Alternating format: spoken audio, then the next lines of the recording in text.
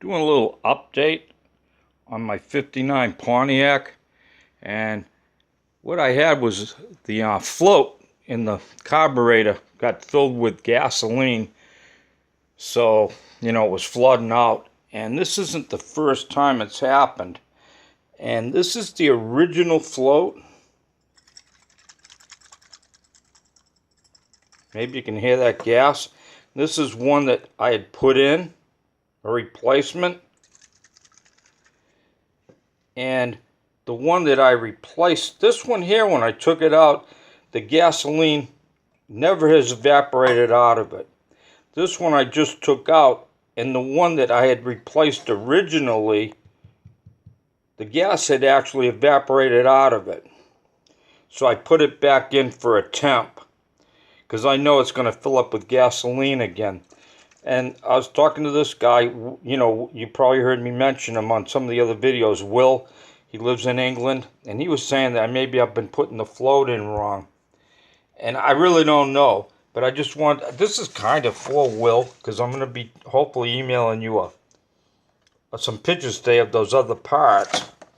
But when I put this in, I did go by what it said for 59 Pontiac, and it does say for the 420E, and I got that thing just about dead on with the drop.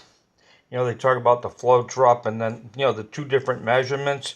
And I checked it back and forth, and adjusted it till it's as close as you can get. So, and it was close before. I mean, it wasn't running rich. It wasn't, and because I didn't have carbon coming out the tailpipe, but who knows? Anyways, but here's something that's kind of interesting.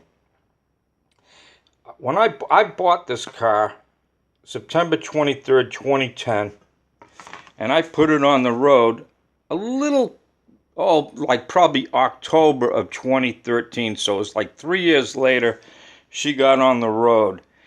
And this is what is kind of cool, and this is why I'm titling it what it is. It's what is stronger, Fabuloso or a 59 Pontiac? And this is, if you're not familiar with Fabuloso, it's the stuff you can buy at most those brick and mortar stores. It's like this stuff that smells really good, if you like that smell. And I don't know, it's got like a lavender smell. But I took this jug when I first got this car on the road, and I made that sticker off of the internet and printed it out and glued it on the bottle. That actually is in German. I don't know if you can read or not, but somehow that one was in German. But you remember the old SO tire. I made it as my overflow jug. And I sit it right in here. I don't know if you can see that or not, but it sits in here, the overflow for the radiator. And believe it or not, 2013, this car went on the road. That's like 5 years ago, if my math's is kind of right. And this jug, you can smell it, and it still smells like Fabuloso. The point of the story is that Fabuloso is some pretty tough shit. And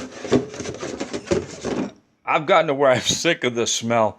But I haven't got it on the road right now. I've got this other vehicle I'm working on that I'm hoping to turn into a daily driver and get this back on the road in the fall, or maybe sooner. But it rains here constantly in the summer, big huge thunderstorms, and I don't like to drive it in the rain because the glass, it does have leaks.